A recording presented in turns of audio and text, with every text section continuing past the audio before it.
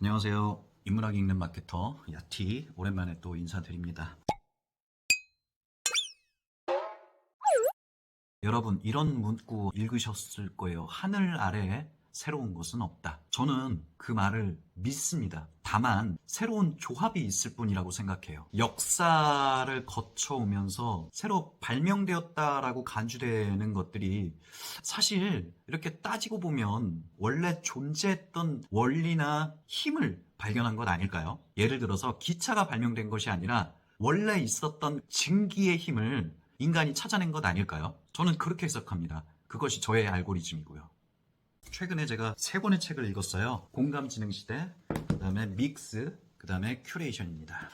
앞서 읽었던 공감지능시대는 앞선 영상에서 제가 소개했기 때문에 이 영상에서는 굳이 이 책을 소개하지 않고요.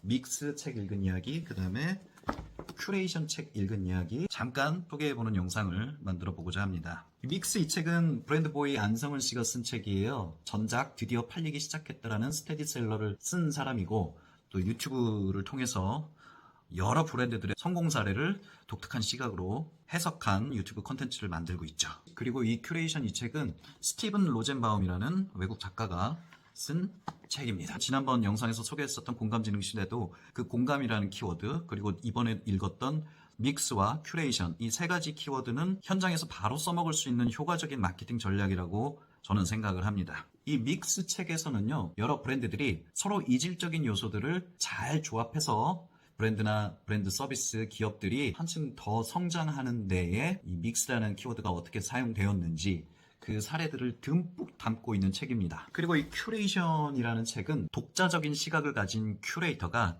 의미 있는 정보나 컨텐츠를 선별해서 서비스하는 신뢰들을 여기서 이 책에서도 듬뿍 담고 있습니다. 실제적인 사례에 대해서 몇 가지를 언급하자면 이 믹스 책에서는 애플, 티파니, 슈프림, 러쉬 같은 브랜드들이 석기, 믹스라는 키워드를 사용해서 브랜드를 한층 더 성장시켰는지에 대한 사례들이 나오고요. 이 큐레이션에서는 대표적으로 허핑턴 포스트의 예가 자주 언급됩니다. 믹스하고 큐레이션은 엄밀하게 따지고 들면 이 용어의 정의에 대해서 약간의 뉘앙스가 좀 다르다고 생각이 되어지지만 크게 놓고 보면 조합이라는 키워드로 통일된다고 생각하거든요. 여러분이 현역 마케터라고 생각을 해보세요. 자, 그러면 마케터들은 어떻게 믹스하고 어떻게 큐레이션 해볼 수 있을까요? 예를 들어서 저는 이제 제로팜 프로젝트라고 저 나름대로 명명한 프로젝트를 기획을 했는데 이 큐레이션 책을 보면서 그런 생각을 했어요. 제로팜 프로젝트.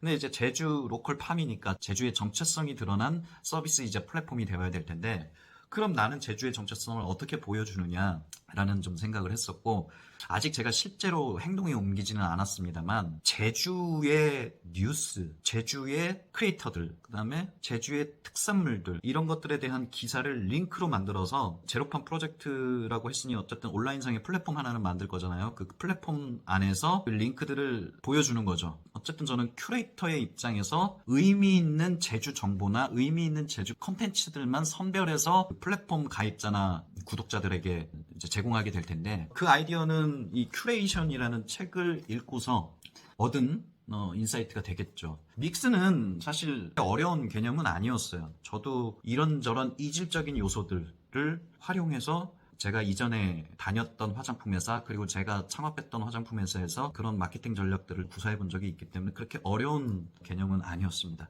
하지만 그럼에도 제 머릿속에서는 둥둥 떠다니는 모호한 관념들을 이 믹스라는 책을 통해서 명확하게 하나의 전략으로서 세울 수 있었다는 점에 대해서 의미가 있는 책이었다고 볼 수가 있겠어요. 그러니까 이 두 개의 책들이 아까 이제 뉘앙스는 다르지만 조합이라는 통일된 어떤 의미가 있지 않나라는 얘기를 할 때 이런 생각을 합니다. 아까 제가 초반에 얘기를 했는데 하늘 아래 새로운 것은 없어요. 자, 이 믿음, 이 신념 하에서 0에서 1을 만들어내는 건 저는 불가능하다고 생각을 하는 겁니다. 대신 1과 2를 더해서 3 이상의 가치를 만들어내는 어떤 마케팅 전략, 의미 있는 메시지, 의미 있는 큐레이션 그런 것들을 만들 수 있지 않을까라는 생각을 좀 해봅니다. 제가 아까 이제 공감지능 시대 이거 지난번 영상에서 소개했으니까 지금 얘기 안 한다고 했는데 그 영상을 한번 참고해 보시면 제가 이런 얘기를 했을 거예요. 공감을 한다는 건 이 공감하는 대상의 전체 맥락을 파악하는 게 중요하다라는 얘기를 했어요. 그래서 문해력 얘기도 했습니다. 자, 그러면 여기 믹스 책도 그렇고 큐레이션도 그렇고 믹스의 대상 그리고 큐레이션의 대상은 결국에는 소비자거든요. 소비자가 원하는 믹스와 큐레이션을 해야 되는데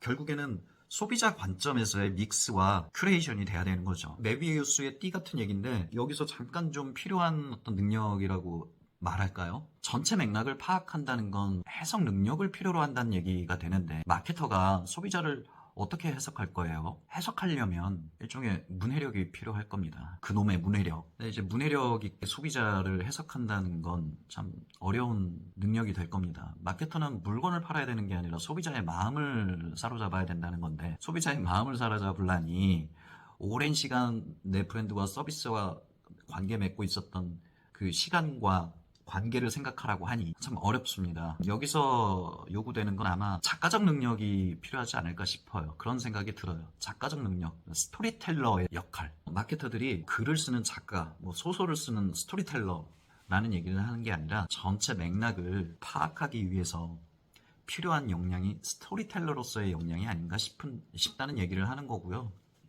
이 두 개의 책의 공통점은 조합해보는 거.